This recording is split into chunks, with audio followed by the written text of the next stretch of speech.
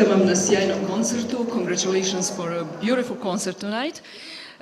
Gospodine Krstić, kako ste birali program? Čuli smo u prvom dijelu predklasiku, u drugom 20. stoljeće. Kako ste izabrali solista i što je vama kao umjetničkom voditelju bio večeras najveći izazov? Jel radi? Jel? Čujem. Što programa tiče, to smo na neki način zajedno u dogovoru sa našim kolegom napravili zajedno. Znate kako, sve što smo svidjeli večeras je veliki izazov. Mislim, sve je vrlo delikatno. Čuli ste i sami i u Bartoku i u njegovom delu, prateći njega, ne samo u Karl Philipp Emanuelu Bachu, nego u Taverneru, tek to je bilo ovako jedan poduhvat za sebe. Ali i naš Boccherini, koga ste čuli, to je isto jedna onako malo težih kompozicija. Treba malo snage, treba izdržati taj zemljotres, ovaj posljednji teramoto. Ali rekla bih da se trud isplatio. Mr. Isserlis, we heard very beautiful concerto by Carl Philipp Emanuel Bach. What do you think? Why did he write a cello concerto? He was a famous keyboard player. And the cello concerto in his time was not really very famous part of music. Cello was not a solo instrument. What do you think? Why did he write it? Yes, it was. Well, it's a concerto that's for cello or harpsichord or flute. So, but he wrote 3 cello concertos. And it's funny that the only cello concerto that Carlos Kleiber ever conducted was C.P.E. Bach's B-flat concerto. So not the one we played tonight, but another one. I think, no, there were cellists around, very much so. And there were cello concertos. I mean, it's not much before Haydn's C major. It's just, he probably knew a cellist who was very good. Unfortunately, his father obviously didn't know a great cellist in Leipzig, because there's no cello concertos. And then we heard a piece written by John Tavener, and you knew him personally. You played many of his compositions, and he wrote some pieces for you. What kind of person and what kind of composer was he? Was he very demanding in asking how to play or how to perform his music? Yes, I knew him very well. I think he wrote 7 pieces for me, and that's one of them, the one we played tonight. What kind of person he was? He was sort of semi-mystic, but not really. He pretended to be mystic. His public persona was mystic, but he really wasn't. Do you want to translate? Because not everybody speaks English. Not really. I think everyone understands. Everybody speaks English? Wow. Yes. I have to say, it wouldn't, if I was in England and somebody from here was speaking their language, speaking Croatian, I think we might have to translate. But they would speak English, yeah. Great, fantastic. Yeah, he was, of course, he was a very close friend for many years. And yeah, this piece he wrote for me to play in Australia, actually, with the Australian Chamber Orchestra, in I think about 1992. He'd already written this beautiful big piece, that's the most famous piece he wrote for me, The Protecting Veil. And then he just wrote, as a present, a little piece for solo cello called Thrinos, which is Lament. And then he expanded the solo piece into the piece you heard tonight. But I should tell you about the middle section, which is very lively. And my son, who was then about 2 years old, he had this little toy donkey that was in the room where I practiced. And I started to notice that every time I started to practice that middle section, my son would come running in and jump on his donkey and ride him. So John Tavler and I started calling it the donkey section. Because, yes. And then we heard a very beautiful encore. Oh yes, that's fun, isn't it? Again, that was my son's favorite piece of music when he was like 2 years old. I used to play it to him every night before he went to bed. So maybe that's why he never slept. But what was it? Oh, I see, sorry. It was shonguri, which is the name of a Georgian folk instrument, and it was by a composer called Sreten Krstić. And it was written for one of my two great cello heroes, Daniel Shafran, a Russian cellist. And so I heard his recording, and that's why I learned it. And it has some special technique, yeah? Pizzicato. Sounds left-hand pizzicato, yeah? Little bits, mostly right hand. It's not such a special technique, it's just quite fast for pizzicato. Okay, thank you. Gospodine Krstić, imate iza sebe stvarno sjajnu karijeru, bili ste desetljećima koncertni majstor Minhenske filharmonije, sada već više od 10 godina prva violina, koncertni majstor Zagrebačkih solista. Kad gledate ovako unazad, na što ste posebno ponosni? Što bi istaknuli kao svoje postignuće najveće? Ili što vas je, ili vas još uvijek najviše raduje u ovom poslu koji u konačnici ipak jest posao? Dolazak u Zagreb. To definitivno.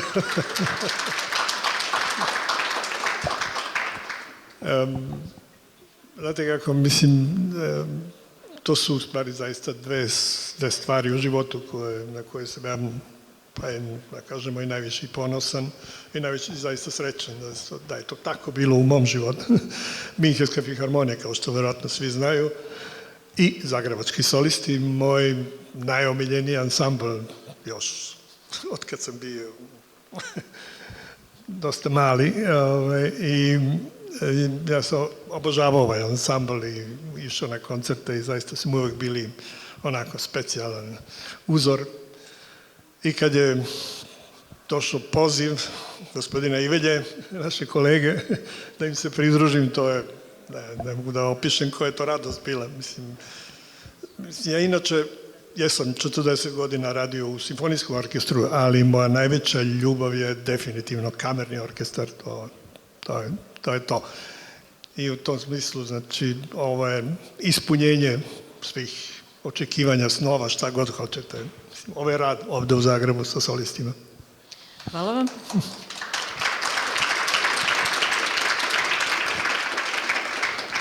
Mr. Isserlis, you have a very beautiful cello. What kind of cello is it? It's a Yamaha from 1922. No, it's a Stradivarius. It's not mine. It belongs to the Royal Academy of Music in London. And I love it very much. And it's 299 years old. Is that the best instrument that you played on? Yeah, probably. I mean, it's different. If I want to play, I use sort of old-style gut strings. It's my religion. But if I want to play a 20th century concerto or something, I use steel strings and then I use another cello, which is mine. It's also very beautiful, but it's very different. This is the most poetic cello I play. So tonight you play with goat strings, yeah? Gut. Gut strings. Not goat. Yeah. Gut. Okay. Sheep, not goat. Okay. Okay. And you don't put another strings on this cello? No, I wouldn't. It's not good for the instrument. Yeah. And this cello loves gut strings, and I love gut strings. And I play, most of my life I spend playing music, written for gut strings, including John Tavener, because it was written for me. So even 20th and 21st century music can be written for the old type strings. So he approved your strings? Yes. And why do you do it? What's the difference in a production of a tone? I don't know. I hope you can hear it. Yes. I hope. Yes, it can be heard, yes. Yeah, it's just different. It's sort of like that instead of like that. Yeah. And for me, I'd rather bring people in and make a human sound. I don't want the cello to sound like a trombone. Yeah, that's nice. Thank you. Gospodine Krstić, na kakvoj violini vi svirate? Pa nisam računao godine, ali ja mislim da smo tu negde. Nikola Galjano, iz 760. Ja, tako da isto je jedan vrlo stari instrument. U ovom slučaju je moj lično, na sreću moju. Ali eto, znate, mislim, naravno to je jedna vrlo skupocena stvar i mogao sam otprilike da biram ili da investiram u instrument ili u kuću ili već tako. Neki grade kuće, ja sam kupio instrument. Tu smo na istom. Ne, ali ovo je mnogo vrednije, naravno. I pretpostavljam da imate ipak suvremene žice, a ne crijevnate žice. Da, ne, mislim, i bez obzira što ja obožavam taj zvuk tih baroknih ansambala, njihov taj zvuk zaista je fantastičan, taj mekani ton. Ja to mnogo volim, ali nisam se usudio, mislim sad da ja probam sad da promenim to pa da krenem u to. Ipak mi radimo jedan toliko raznolik repertoar, jel? Da to menjanje tamo vamo, to ne bi bilo smisla. Hvala. Mr. Isserlis, you also write about music, and you wrote a few books for kids. Two books, yeah. Yeah, 2 books. And you write about performing music, about the concerts and so on. And do you have now some project in writing? Not really, no. I mean, I write all the time, but I'm not working on another book. But I wrote, 2 books for children, but they're not really about performing. They're about composers, the lives of composers, the 2 books. I don't know if they're in Croatian. They might be. Especially the first one is in many languages. And then I wrote a book of advice for young musicians based on Robert Schumann's advice for young musicians. And then during lockdown, I wrote a book about the Bach suites. And I don't know if I'll ever write another book. Maybe if I get inspired. But I don't have to. Gospodine Krstić, u sezoni Zagrebačkih solista imate sjajne soliste, sjajne koncerte, ali nekako otkako ste vi došli, proširili ste repertoar i svirate ne samo repertoar za gudače, nego i razne obrade, bilo da se radi o redukcijama orkestralnih dijela, bilo da se radi o proširenju komornih dijela, i to raznih svjetskih obrađivača, ali i vi sami ponešto obrađujete za soliste. Kako birate skladbe? Je li glavni kriterij tekstura glazbe koju onda možete dobro prilagoditi gudačima ili nešto što se vama sviđa ili kako to ide? Da, upravo ste, ne može se sve aranžirati. Mislim, kako god da ja volim neko delo, ali neke stvari jednostavno ne idu. Da ne spominje, naravno, klavirska literatura je besmisleno.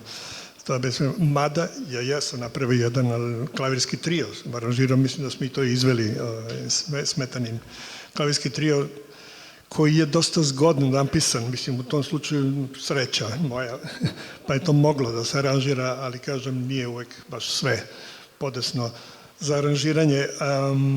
A kad ste pomenuli, da, jeste, ja volim da aranžiram, volim da pružim, znači, nešto što je poznato, muziku koja je već poznata, koju poznajete na jedan način, znači na jedan način zvuk taj, da promenim u stvari i da napravim na neki način novo delo, s tim što ću promeniti jednostavno kompletan zvuk.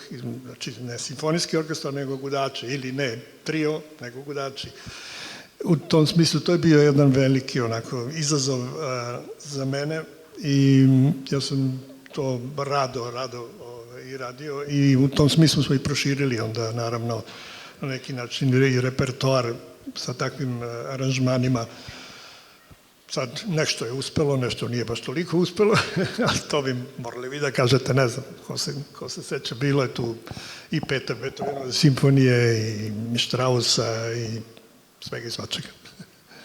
A bit će možda još. Evo ovaj dodatak danas koji ste čuli, ne znam koliko je moglo, ja nisam mogao preglasno da govorim da je to bio Scarlatti, jel? Jedna njegova od 500 sonata koji sam ja slučajno pronašao, ali to nije početak sonate. Ovo što smo mi svirali, to je u stvari kraj, jedan kraj nekih 2 posljednje strane, jedan allegro koji se nastavio na ovaj ceo dugački prvi deo, koji je meni bio ne toliko zanimljiv, ali ovaj kraj mi je bio izuzetno simpatičan i svidao mi se, pa odmah sam čuo da to može da zazvuči baš gudački jako dobro. Nadam se da nisam pogrešio. Niste sigurno. Mr. Isserlis, you played so many pieces, you have a great career. Is there something you would really like to do, to play, to achieve, and you are looking forward in the future? Dinner tonight at a restaurant where the kitchen closes at 10. Okay, we'll do it, but in artistic I see. surroundings. That might be artistic. Yeah, it I'm might. having fish. There's a few, especially chamber music, I'd like to record with my friends.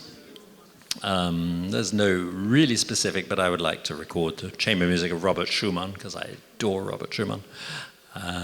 Things like that. It's specific things, but nothing general. But I just want to say, before we go, about the Solisti di Zagreb.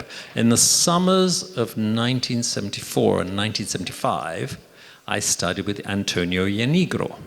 Oh, congratulations. So I always knew about the Solisti di Zagreb. And so it's so wonderful now to come. It's sort of come real. But more recently, I've got to know his son, Damir Ianigro. And he said that, because when I met Ianigro, I have to say he was a very unhappy man. He was drinking much too much, chain smoking. He was miserable. But his son told me he was really happy when he was in Zagreb. And then his mother-in-law made them move back to Italy to look after her. And his life went like that, which is terrible. But apparently he was really happy, always in Zagreb. So it's nice to think of that when I play with the orchestra, because I was very fond of him. Yes, and you played with Zagreb Soloist tonight for the first time, yes? Yep. Yeah, and it really has a special meaning here, because everyone knows that Ianigro founded the orchestra, and he played solo without conductor. I know, always. Yes, always. So, well, with this thought, I think we can leave for a dinner. Yeah. Okay. Thank you. Thank you.